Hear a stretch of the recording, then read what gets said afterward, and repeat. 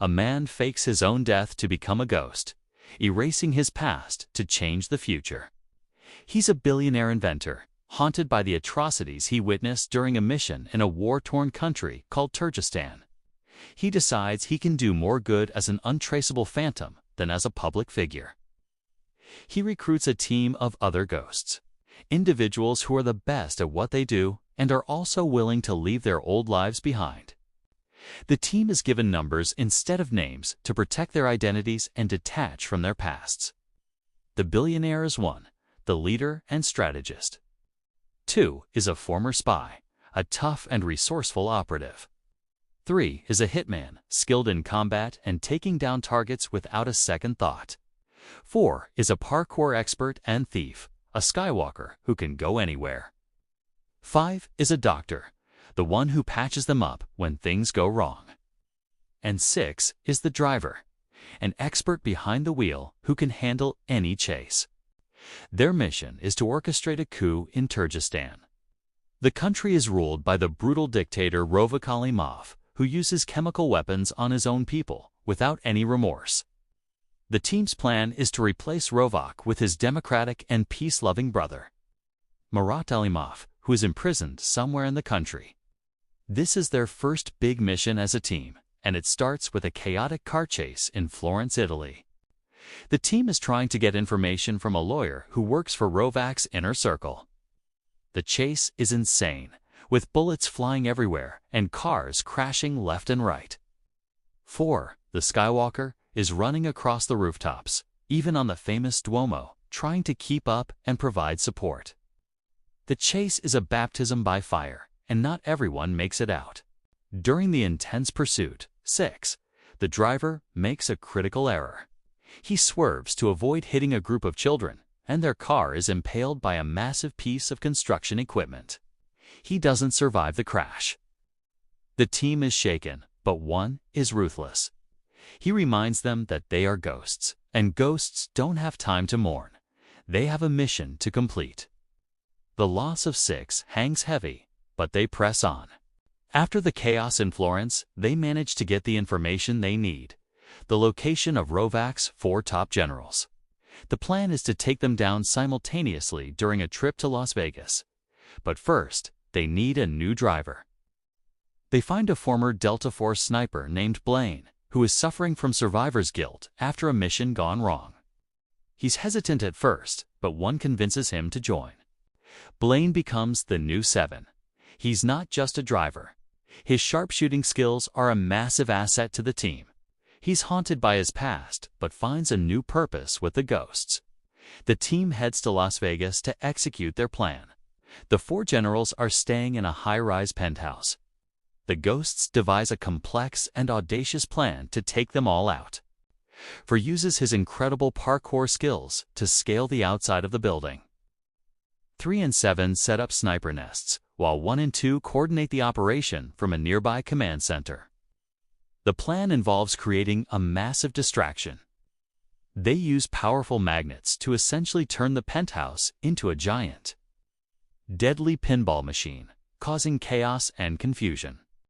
As the generals are thrown around the room, 3 and 7 take their shots. It's a clean and brutal execution, sending a clear message to Rovak Alimov.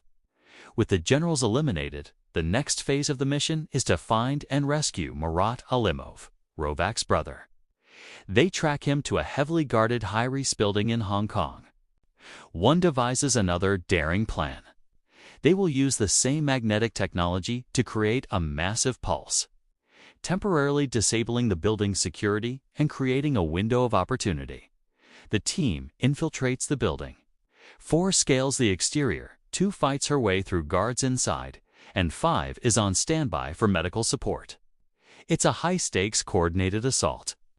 They find Murat, but getting him out is even harder than getting in. The guards are closing in, and they have to fight their way to an escape point. 7 proves his worth again, creating a diversion and providing cover fire from a distance. They manage to escape with Murat, taking him to a safe house to recover and prepare for the final stage of their plan. Murat is weak, but resolute. He agrees to help them overthrow his brother and lead Turkestan towards a democratic future.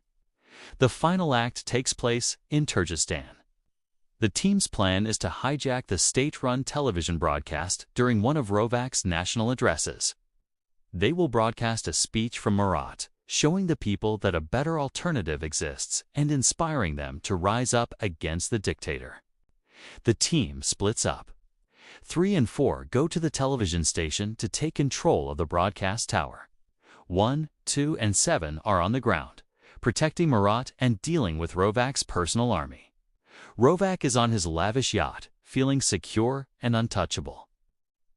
He begins his speech, unaware that his rule is about to be challenged on live television. At the station, 4 and 3 fight their way through security. 4's agility and 3's combat skills are a perfect combination. They secure the control room just in time. They switch the broadcast. Suddenly, Mira's face appears on every screen in Turkestan. He speaks to the people not as a conqueror, but as a fellow citizen who wants peace and freedom for his country. The people of Turkestan, inspired by Mira's words, begin to protest and riot. Rovak is furious and orders his men to find and eliminate his brother. He flees his yacht and tries to get to his private helicopter to escape the country. The ghosts converge on Rovak's position.